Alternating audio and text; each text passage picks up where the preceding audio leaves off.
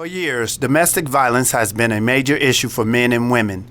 Experts say many incidents unreported and others are barely resolved.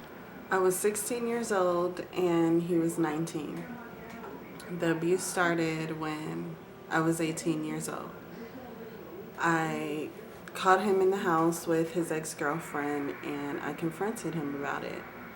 When I walked out the house, he came after me and he slapped me and he threw me on the floor and he started punching and kicking me. So many times I heard that I wasn't going to be this, couldn't do that, looked like whatever, called out of my name.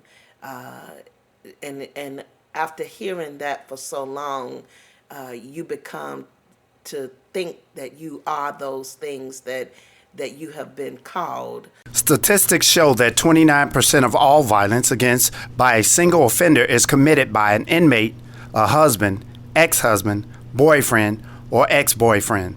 Domestic violence occurs in all shapes and forms. Even celebrities are sometimes in the limelight. One of the situations with Chris Brown and Rihanna, I believe her name is, and a lot of criticism being placed upon her for wanting to get back with Chris, and hearing the public opinions as to what is going, the dynamics between those two. But out of my research, I've discovered that individuals who are victims of domestic violence and abuse have a tendency to go back to what they are comfortable with. Getting out of these situations can be harder than you may think.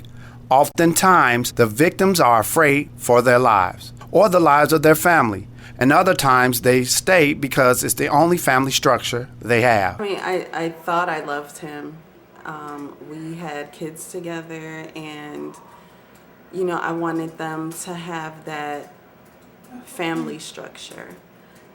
I think that's, for the most part, I think that's why I stayed. And I believe that, you know, over time, he would change. And that didn't happen. 97% of women killed by another family member were killed by their husband. More than 4,000 women each year are killed by their partners. For others, the additional threat of violence is just the thing they need to find the strength to get out. He told me that I was disrespectful. He told my son that I was a hoe and I'm trying to sleep with all his friends, and he beat me up. He beat me up really bad. And I tried to leave and he did the same thing again. He was like, I'm gonna kill you if you don't come back here.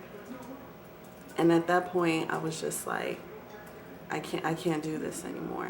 So I think as girls have guidelines for themselves and place themselves up under those guidelines and don't waver up under any cause, then I think they'll have a sense of purpose and a sense of strength as it relates to what they can and should not be doing. Not only do I have the power back, but I have my life. I have my children's lives.